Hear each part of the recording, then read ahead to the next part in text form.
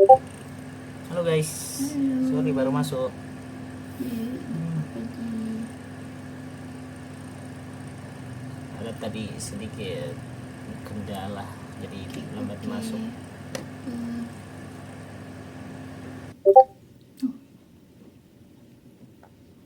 Halo Bile.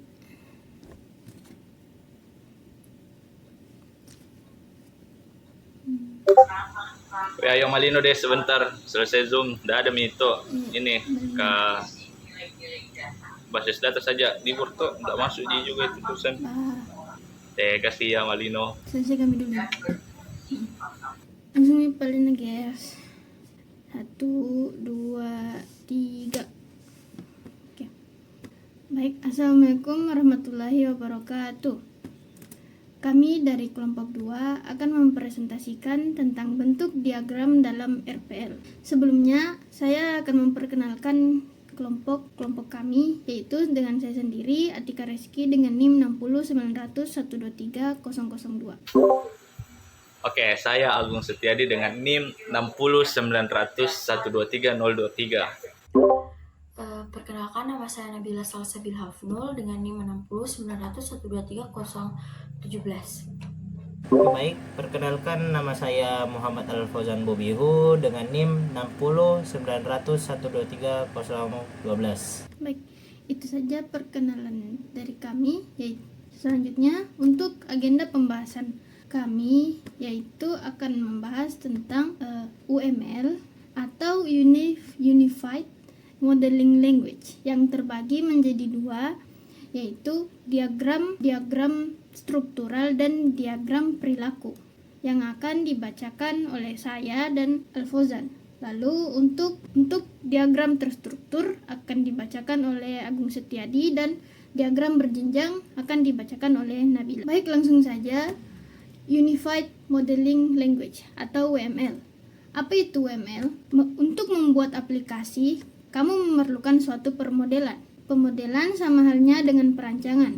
Bedanya, pemodelan ini merupakan bentuk implementasi sistem bagaimana meletakkan suatu rancang bangun ke dalam sebuah gambar atau visual yang berbentuk diagram. UML dibagi menjadi dua, yaitu struktural diagram dan diagram perilaku. Dalam struktural diagram ada 6. Yang pertama, kelas diagram. Kelas diagram adalah menggambarkan struktur, atribut, kelas, hubungan, dan metode dari setiap objek dalam sistem. Tergantung pada kompleksitas sistem, diagram ini bisa digunakan untuk memodelkan keseluruhan sistem atau beberapa komponen saja. Untuk gambar diagramnya bisa dilihat sendiri. Selanjutnya, objek diagram. Objek diagram adalah rancangan sistem yang digunakan untuk menggambarkan nama objek, atribut, maupun metode yang digunakan. Objek diagram merupakan gambaran dari berbagai objek yang ada di dalam sistem atau dalam satu waktu. Diagram tersebut juga dinamakan sebagai diagram perintah. Hal ini karena diagram tersebut memiliki perintah-perintah yang lebih ditonjolkan dibandingkan dengan kelasnya. Bisa dilihat contohnya seperti di gambar. Lalu, yang ketiga, komponen diagram. Komponen diagram adalah representasi grafis yang memperlihatkan hubungan dan ketergantungan antara komponen-komponen dalam suatu sistem. Diagram ini membantu memahami struktur fisik sistem, hubungan antar komponen, serta perilaku layanan yang terkait dengan antarmuka. Bisa dilihat untuk komponen diagram, gambarnya seperti yang ada di PowerPoint. Lalu yang keempat, deployment diagram. Deployment diagram adalah salah satu model diagram dalam UML untuk mengerahkan artefak dalam node. Deployment diagram digunakan untuk memvisualisasikan hubungan antara software dan hardware. Baik, selanjutnya package diagram, yaitu salah satu UML yang digunakan untuk mengelompokkan elemen, misalnya kelas diagram dan use case. Diagram paket ini sebenarnya jarang digunakan untuk pemuatan sistem pada skala kecil karena memang sebenarnya tidak dibutuhkan. Dengan kata lain, package diagram hanya digunakan untuk pengembangan sistem yang berskala besar. Lalu, diagram yang terakhir yaitu composite structure diagram, yaitu diagram yang menggambarkan struktur internal dari pengklasifikasi terstruktur dengan menggunakan bagian, pelabuhan, dan konektor. Adapun gambar diagramnya bisa dilihat dalam PowerPoint. Baik, selanjutnya saya serahkan kepada Fauzan untuk menjelaskan tentang diagram perilaku. Kepada Fauzan dipersilahkan. Oke, baik, terima kasih atas waktunya yang telah diberikan oleh moderator. Saya akan menjelaskan mengenai beberapa diagram, yaitu ada diagram aktivitas, ada activity diagram, ada sequence diagram, ada use case diagram, interaction overview diagram, dan diagram mesin status atau state machine diagram. Pertama itu ada diagram activity, yang dimana diagram ini menggambarkan aliran proses kerja atau aktivitas dalam sistem, cocok untuk memodelkan aliran aktivitas atau proses bisnis. Diagram ini menunjukkan langkah-langkah yang diambil, pengambilan keputusan, dan kemungkinan jalur alternatif. Contohnya, diagram aktivitas digunakan untuk menggambarkan proses pendaftaran pelanggan dalam sistem, dari mulai pendaftaran, verifikasi, hingga konfirmasi. Oke, selanjutnya yaitu diagram urutan atau sequence diagram. Diagram urutan menggambarkan interaksi antara objek dalam urutan waktu tertentu. Diagram ini menunjukkan bagaimana pesan dikirim antar objek untuk menyelesaikan suatu fungsi atau tugas. Misalnya, diagram urutan digunakan untuk menggambarkan proses login pengguna, di mana objek pengguna berinteraksi dengan objek server untuk memverifikasi kredensial. Oke, selanjutnya ada diagram kasus penggunaan, yaitu use case diagram. Diagram ini menunjukkan hubungan antara aktor eksternal dan fungsionalitas sistem atau kasus penggunaan, use cases. Biasanya digunakan untuk mengidentifikasi persyaratan sistem dan interaksi antara pengguna dengan sistem. Contohnya, dalam sistem e-commerce, diagram kasus penggunaan akan menunjukkan interaksi antara pengguna dan fungsi seperti pencarian produk, menambahkan keranjang, dan pembayaran. Oke, lanjut, yaitu interaction overview atau diagram interaksi. Diagram interaksi adalah gabungan dari diagram aktivitas dan diagram urutan. Ini memberikan pandangan tingkat tinggi tentang alur interaksi antara berbagai elemen sistem dan bagaimana mereka saling mempengaruhi. Biasanya digunakan ketika perlu memodelkan skenario kompleks yang mencakup banyak interaksi berbeda. Misalnya, diagram interaksi untuk proses reservasi tiket dapat menunjukkan aliran interaksi antar sistem untuk pemesanan, pembayaran, dan konfirmasi. Oke, selanjutnya yang terakhir yaitu diagram mesin status atau state machine diagram.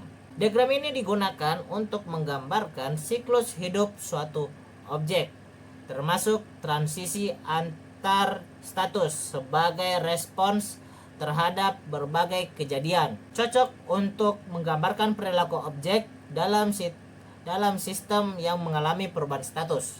Misalnya, untuk aplikasi pemesanan hotel, diagram mesin status dapat menunjukkan perubahan status dari pemesanan yang diajukan, dikonfirmasi, dibayar, hingga selesai.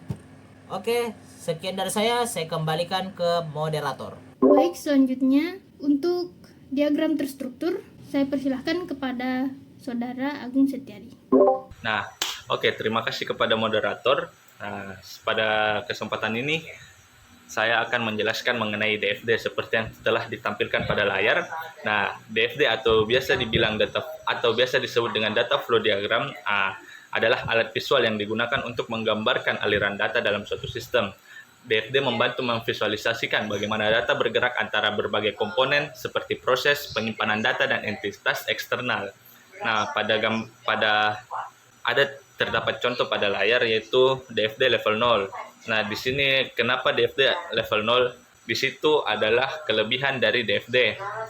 Nah, di mana pada DFD memiliki kelebihan yaitu strukturnya bertingkat. Jadi DFD dapat dirancang dalam beberapa tingkatan atau level. Jadi ada DFD level 0, level 1, level 2. Nah, di mana itu diagramnya mulai dari gambaran besar, rinci, dan lebih rinci.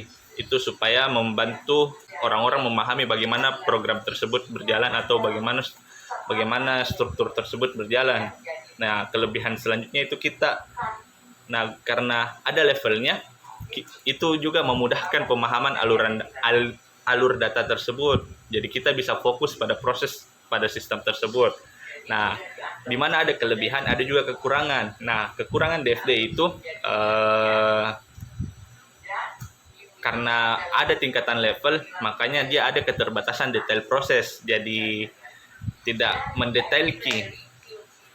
Selanjutnya itu dia lebih kompleksitas dalam diagram besar. Jadi ketika sistem menjadi lebih kompleks, DFD jadi sulit dipahami. Jadi lumayan banyak kotak dan kotak keputusannya. Nah, pada gambar tersebut ada user login, mengirim laporan ke kegiatan harian, lanjut ke masuk ke sistem mengirimnya itu masuk ke sistem informasinya. Selanjutnya ada guru dan orang tua, di mana guru bisa menginput, seharusnya di situ guru juga login, guru tersebut login, terus bisa juga melihat laporannya. Nah, di orang tua dia dapat melihat hasil laporan kegiatan anaknya selama PKL. Kita lanjut ke ERD atau yang biasa dibilang dengan atau kepanjangannya itu entitas relationship diagram. Nah, ERD adalah diagram yang menunjukkan bagaimana berbagai entitas atau objek berinteraksi satu sama lain dalam sebuah sistem. Entitas dapat berupa orang, objek, atau konsep yang memiliki data terkait.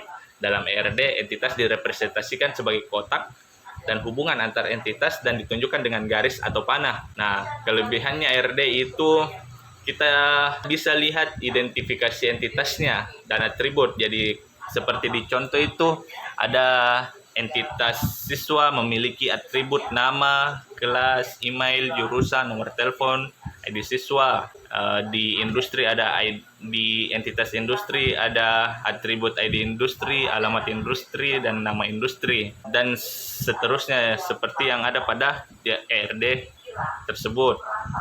Nah, selanjutnya itu ya karena ini punya entitas dan punya atribut, maka ERD juga bisa digunakan sebagai desain database. Jadi mempermudah programming ataupun orang-orang yang akan melakukan pemrograman untuk melihat bagaimana alur database-nya.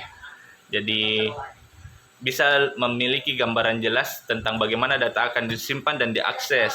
Selanjutnya itu kekurangannya, ERD itu tidak terlalu fokus pada prosesnya. ERD hanya berfokus pada apa saja isi entitas, apa saja isi atribut pada entitas tersebut.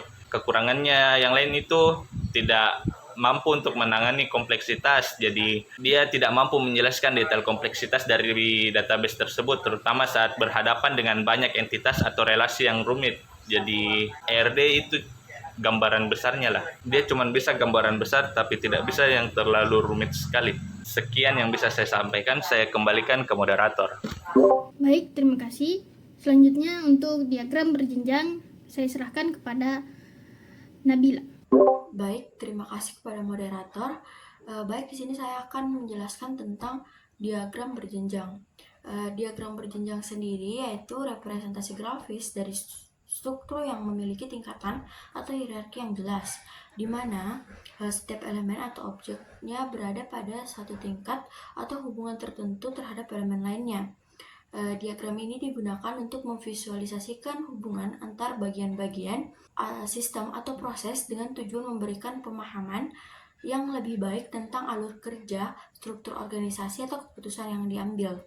Secara visual, diagram berjenjang sendiri disusun dengan elemen-elemen pada tingkatan yang lebih tinggi ditempatkan di bagian atas dan elemen-elemen yang berada di bawahnya menunjukkan tingkatan yang lebih rendah.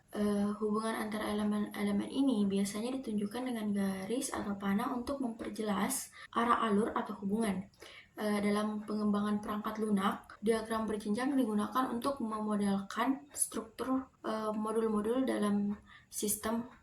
Sebagai contohnya, yaitu ketika merancang arsitektur, modul-modul tersebut berinteraksi satu sama lain dan bagaimana alur informasi mengalir dari satu modul ke modul yang lainnya. Adapun fungsi utama dari diagram berjenjang yaitu memudahkan pemahaman struktur kompleks, 2. Mengorganisir informasi secara hierarkis, yang ketiga memvisualisasikan hubungan antar elemen dalam suatu sistem atau suatu proses. Adapun komponen utamanya yaitu tingkatan hierarki, di mana struktur yang menunjukkan level atau tingkatan yang berbeda dari elemen-elemen dalam diagram. Nah, yang kedua yaitu hubungan antar elemen, di mana setiap elemen pada tingkatan yang lebih tinggi terhubung dengan elemen-elemen di bawahnya. Nah, di sini saya akan membahas tentang jenis-jenis diagram berjenjang. Yang saya dapatkan atau yang saya ketahui ada 4 jenis, yaitu yang pertama diagram hierarki, kedua pohon keputusan, yang ketiga diagram alur, yang keempat yaitu diagram piramida. Baik, langsung saja. Yang pertama ada diagram hierarki. Diagram hierarki menunjukkan hubungan antara elemen dalam berbagai level atau tingkatan. Nah, di setiap level memiliki posisi atau kategori yang lebih tinggi atau lebih rendah dalam suatu strukturnya. Biasanya digunakan untuk menggambarkan hubungan kekuasaan, tanggung jawab, atau kategori dalam organisasi atau sistemnya. Nah, adapun contoh gambarannya bisa dilihat. Nah, adapun kelebihannya yaitu diagram ini mudah dibaca dan dipahami, sangat baik untuk menggambarkan hubungan kekuasaan atau tanggung jawab. Yang terakhir yaitu dapat mengidentifikasi jalur komunikasi atau pelaporan yang jelas. Nah, kekurangannya itu fleksibel dalam menangani hubungan non-hierarkis atau struktur matriks. Diagram ini tidak cocok untuk menggambarkan alur proses yang kompleks. Nah, diagram ini digunakan dalam struktur organisasi, suatu proyek, atau klasifikasi ilmiah. Yang kedua yaitu pohon keputusan. Pohon keputusan sendiri diagram yang menggambarkan berbagai pilihan yang mungkin muncul dalam proses pengambilan keputusan. Setiap cabangnya menunjukkan pilihan atau tindakan dalam setiap not mewakili hasil dari pilihan tersebut. Ini membantu menggambarkan proses berpikir dalam menentukan keputusan, seperti tampilan gambar yang telah kami sediakan. Di situ ada perbedaannya dari diagram sebelumnya. Di sini tuh ada ya atau tidak, itu yang menandakan di setiap contoh atau gambaran pohon keputusan. Nah, adapun kelebihannya itu menyediakan gambaran yang jelas tentang berbagai opsi dari hasil suatu keputusan, yang membantu memecah keputusan yang kompleks menjadi langkah-langkah yang lebih sederhana. Terus kekurangannya dapat menjadi sangat rumit jika terlalu banyak cabang dan hasil yang harus dipertimbangkan, memerlukan banyak ruang untuk menggambarkan pohon yang besar. Adapun kegunaannya yaitu dalam pengambilan keputusan bisnis ini sangat berguna, atau diagram ini sangat berguna, atau sering digunakan. Nah, sering juga digunakan dalam pengelolaan risiko dan algoritma machine learning. Nah, yang ketiga yaitu diagram alur atau biasa disebut flowchart. Mungkin ini sudah tidak asing. Adapun gambarannya seperti yang sudah kami tampilkan. Diagram alur ini ialah representasi grafis dari suatu proses dari sistem yang menggambarkan langkah-langkah yang harus diikuti dalam urutan tertentu.